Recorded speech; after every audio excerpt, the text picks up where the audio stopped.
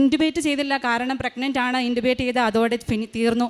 അതുകൊണ്ട് തന്നെ ഇൻറ്റുബേറ്റ് ചെയ്തില്ല. ഈ ഹൈ ഫ്ലോയിൽ മുന്നോട്ട് പോയി എല്ലാവിധ ആൻറ്റിബയോട്ടിക്സും സ്റ്റാർട്ട് ചെയ്തു. ചെറിയ രീതിയിൽ തുടങ്ങി ഹൈ ഫ്ലോ, എല്ലാവരും ജെൻറ്റാമൈസിൻ, വാങ്കോമൈസിൻ, നഴ്സസിനറിയാം, ലിനസോളിഡ് എന്ന് പറയും. അതൊക്കെ നോർമൽ ഒരു പേഷ്യൻറ്റിന് എടുത്താൽ അത് കോൺട്രാഇൻഡിക്കേറ്റഡ് ആണ്. പക്ഷേ പ്രഗ്നൻ്റായി എൻ്റെ ഉള്ളിലെടുക്കുമ്പോൾ ഓരോ ഡോസിനും അവർ ഓരോ കൺസെൻറ്റ് എടുത്തുകൊണ്ടാണ്.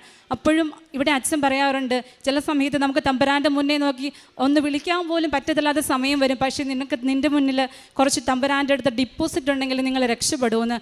അതിനു മുന്നേ ഞാൻ പരിശുദ്ധ അമ്മയുടെ അടുത്ത് എന്നും പ്രാർത്ഥിക്കുമ്പോൾ പറയുമായിരുന്നു, അമ്മേ ഇന്ന് ഞാൻ എൻ്റെ മുന്നിൽ മുട്ട് നിൽക്കും, പക്ഷേ എനിക്ക് മുട്ട് നിർത്താൻ പറ്റാത്ത ഒരു സമയം വരും, അന്ന് നീ എന്നെ തിരിഞ്ഞു നോക്കണേ എന്ന് പറയുമായിരുന്നു.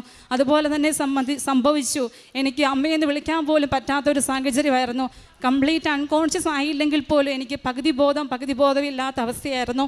അപ്പോൾ അവർ ആൻറ്റിബയോട്ടിക്സ് എല്ലാം, സ്റ്റീറോയിഡൊക്കെ ഹൈ ഡോസ് സ്റ്റീറോയിഡാണ് എടുത്തുകൊണ്ടിരുന്നത്. അപ്പോൾ ഇനിഷ്യൽ 2 ഡേയ്സിലേക്ക് അവർ